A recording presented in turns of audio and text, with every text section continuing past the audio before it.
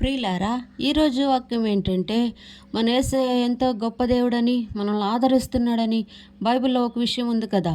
99 గొర్రెలు ఉన్నప్పటికీ ఒక్క తప్పిపోయిన గొర్రె కోసం ఆయన అడవంతలక్క ఎతికిలాడి ఆ గొర్రెని ఎతికి పట్టుకొని ఆయన భుజాల మీద వేసుకొని ఎంతగానో దానితో సంతోషిస్తూ ఆనందిస్తూ మళ్ళీ మందలో కలిపినట్లు మనం చూస్తున్నాం.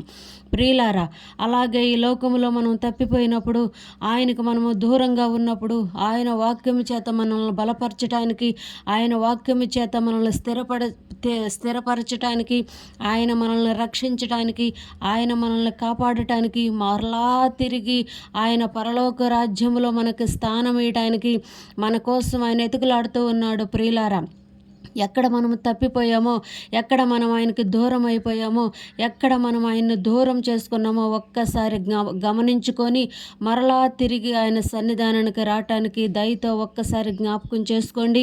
మన యేసయ్య రెక్కల నీడకు రండి, యేసయ్యని ఆదరించండి, యేసయ్య చెంతకు చేరండి. అప్పుడు మనల్ని తిరిగి మళ్ళా మనకు పరలోక రాజ్యం ఇవ్వడానికి ఆయన సిద్ధంగా ఉన్నాడు. ప్రియులారా, దయతో మనం ఒక్కసారి యేసయ్యని జ్ఞాపకం చేసుకొని ఆయన సన్నిధిలో మోకరించి ఆయన సన్నిధిలో మనము నిలబడి ఆయన కోసం మనము పరుగులెత్తుతూ ఉండాలి. ప్రియులారా.